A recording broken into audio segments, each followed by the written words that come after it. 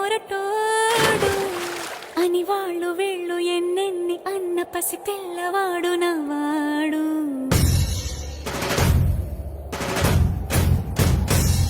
విడుముండోడు అని ఊరు వాడ అనుకున్న గాని మహారాజు నాకు నవ్వాడు. మాట పెడుసైనా మనసులో వెన్న రాయిలా ఉన్నవాడిలోన దేవుడెవరికి తెలుసును నాకన్నా. సూసేకి అగ్గిరవ్వ మాదిరే ఉంటాడు.